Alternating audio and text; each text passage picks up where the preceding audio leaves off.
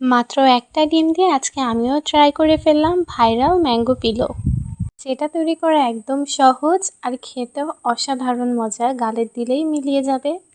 একবার বাসায় বানিয়ে ট্রাই করলেই বুঝতে পারবেন কেন এটা এত ভাইরাল আর এতই নরম যে ছিঁড়েই গেল। যেহেতু প্রথমবার ট্রাই করলাম এজন্য অল্প করে বানিয়ে তো বিপদে পড়ে গিয়েছি। অলরেডি সবার আবার রিকোয়েস্ট পেয়ে গিয়েছি অন্যদিন তৈরি করে খাওয়ানোর জন্য। এটা তৈরি করতে বাড়তি কোনোই ঝামেলার প্রয়োজন হয় না। একটা ডিম ভেঙে দিয়ে তার মধ্যে 1 চামচ চিনি দিয়ে নিচ্ছি। এরপর হ্যান্ড উইক্সের সাহায্যে শুধুমাত্র চিনিটা গলে গেলেই হবে, এখানে ইলেকট্রিক বিটারের কোনোই প্রয়োজন নেই। চিনির সাথে ডিমটা ভালো করে মিশিয়ে নিয়ে এর মধ্যে দিয়ে দিচ্ছি 1/2 কাপ দুধ।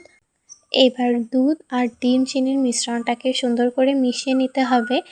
এই রেসিপিটা তৈরি করার জন্য আপনার মিক্সচারটা কিন্তু অনেক বেশি গুরুত্বপূর্ণ। যত ভালো করে মিক্স করবেন তত বেশি সুন্দর হবে। এবং এর মধ্যে দিয়ে দিচ্ছি একটা আম সুন্দর করে পেস্ট করে রেখেছিলাম, যদিও বা এর মধ্যে লামস আছে, একদম লিকুইড পেস্ট না। এরপরে অল্প অল্প করে ময়দা দিয়ে দিতে হবে।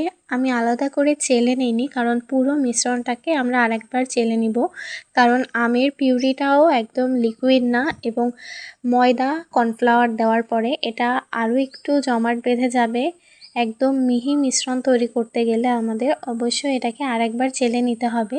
সুন্দর করে ময়দার সাথে ডিম দুধের মিশ্রণটাকে মিশিয়ে নিতে হবে এবং যতটুকু ময়দা দিয়েছি তার ডবল দিয়েছি দুধ, অর্থাৎ 1/2 কাপ দুধের জন্য 1/4 কাপ ময়দা ব্যবহার করেছি এবং 1 চা চামচ কর্নফ্লাওয়ার দিয়েছি। চেষ্টা করবেন অবশ্যই কর্নফ্লাওয়ার দেওয়ার জন্য, কারণ কর্নফ্লাওয়ার দিলে ব্যাটারটা সিল্কি হবে এবং পাটিসাপটার মতো যে পিঠাটা বানাবো সেটাও একদম স্মুথ দেখতে হবে।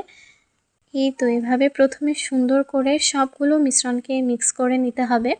এবার এর মধ্যে 1 চামচ তেল দিয়ে দিচ্ছি। আপনারা সবচেয়ে ভালো হয় যদি বাটার ব্যবহার করতে পারেন বা ঘি ব্যবহার করতে পারেন। রেসিপিতে এই দুইটার যে কোনো একটা ব্যবহার করেছে, কিন্তু এর মধ্যে কোনোটাই আমার হাতের নাগালে ছিল না, এর জন্য আমি এখানে তেলই ব্যবহার করেছি এবং আউটপুট খুব একটা পার্থক্য আসেনি। এবং আমি একটু কালার আনার জন্য ইয়েলো কালার আনার জন্য এখানে 4-5 ফোঁটা হলুদ কালার ব্যবহার করেছি। এটা একদমই অপশনাল, আপনাদের কাছে না থাকলে না ব্যবহার করলেও হবে, আমি শুধু দেখার সৌন্দর্যের জন্য একটু ব্যবহার করেছি।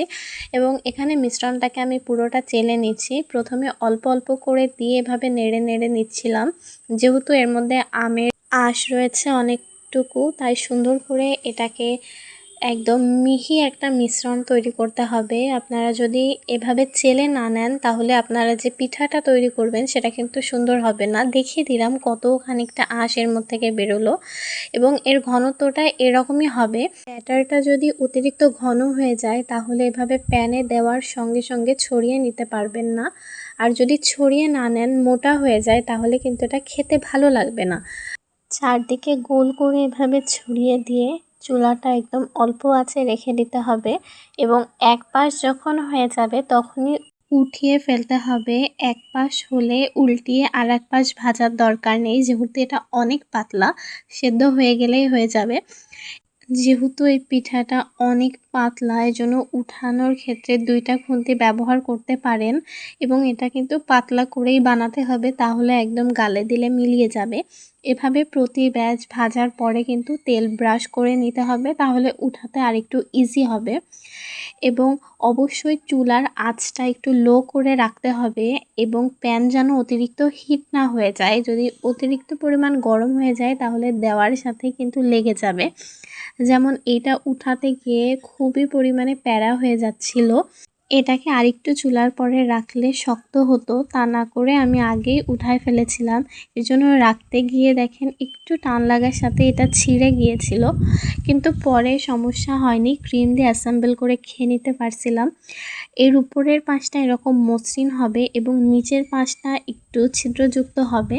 এবার অর্ধেক কাজ মোটামুটি শেষ। এবার হুইপড ক্রিমকে এভাবে বিট করে নিতে হবে এবং মাঝখানে আমগুলোকে এভাবে সুন্দর করে কিউব কিউব করে কেটে দিতে হবে, তাহলে কাটার পরও দেখতে সুন্দর লাগবে এবং আমার তো এভাবে কাটতে খুবই ভালো লাগে।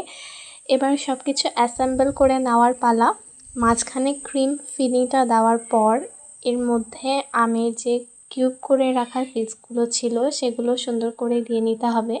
এবার আমরা যেভাবে রোল করি সেভাবে এক পাশ ভাঁজ করে নিয়ে যেন খুলে না আসে সেজন্য আর অল্প একটু ক্রিম দিয়ে দিব এবং আবার এটাকে ভাঁজ করে নিয়েই রেডি হয়ে যাবে।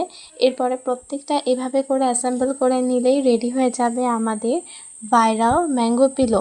এটা খেতে অসম্ভব মজা হয়েছে। আমি প্রত্যেককেই রিকোয়েস্ট করব যদি সময় থাকে হাতে একবার অবশ্যই বানিয়ে ট্রাই করবেন। এটা যেমন ইজি রেসিপি সেরকম খাইতেও অসাধারণ। আজকের ভিডিওটা শেষ করছি এখানেই। দেখা হবে নেক্সট কোনো ভিডিওতে। আর যদি কেউ বানিয়ে থাকেন অবশ্যই কমেন্ট করে জানাবেন কেমন হয়েছে। আল্লাহ হাফেজ।